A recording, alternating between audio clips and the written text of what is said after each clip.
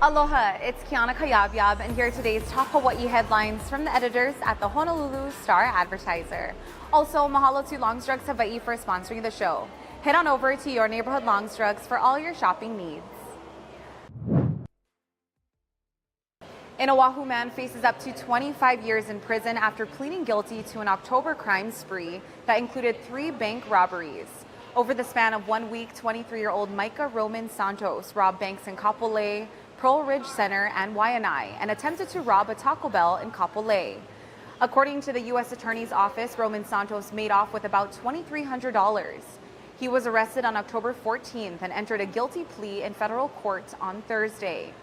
Roman Santos is charged with 2 counts of bank robbery, 1 count of armed bank robbery, and 1 count of attempted Hobbs Act robbery.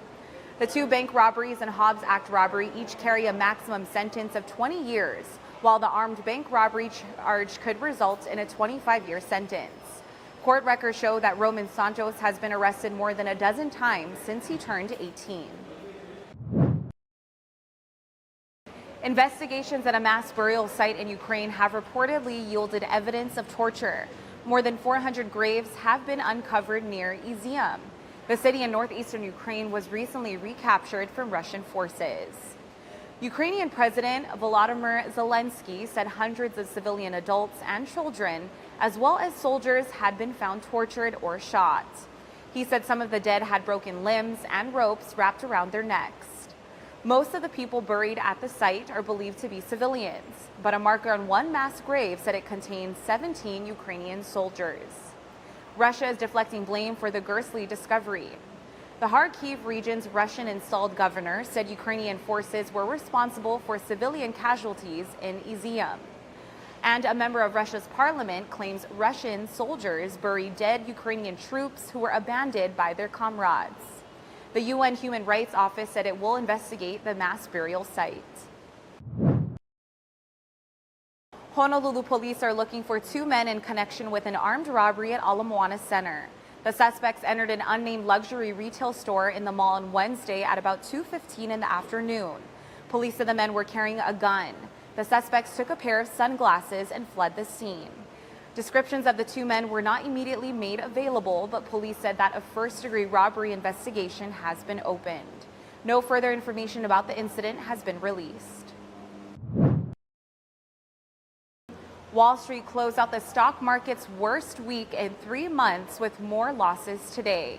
The S&P 500 fell 0.7%, ending the week down 4.8%, following a surprisingly negative inflation report. The Dow Jones Industrial Average fell 0.5%, and the Nasdaq Composite dropped 0.9%. The Russell 2000 index of smaller companies took the heaviest losses and fell 1.5%. Investors were spooked on Friday when FedEx warned that profits for its first fiscal quarter could be lower than expected due to a decrease in business. The company's stock plummeted 21.4% for its biggest single-day sell-off on record. Wall Street is already skittish as it braces for another large interest rate hike from the Federal Reserve next week. The central bank is aggressively raising rates as part of a strategy to cool the worst inflation in 4 decades. The wait to see Queen Elizabeth II's coffin has climbed to more than a day. A sea of mourners has gathered to pay their respects to the late monarch, and more are arriving every day. They have assembled in a 5-mile-long queue that winds its way through London and ends at Westminster Hall, where the Queen lies in state until her funeral on Monday. Among the thrones are people from all walks of life, from London retirees to soccer superstar David Beckham, who waited in line for more than 12 hours to pay his respects. Authorities had to temporarily stop more people from joining the queue earlier today, but the line was reopened by late afternoon. King Charles III briefly stood vigil at his mother's coffin Friday evening alongside his siblings, Princess Anne, Prince Andrew, and Prince Edward. Tomorrow, all 8 of Queen Elizabeth II's grandchildren are expected to do the same.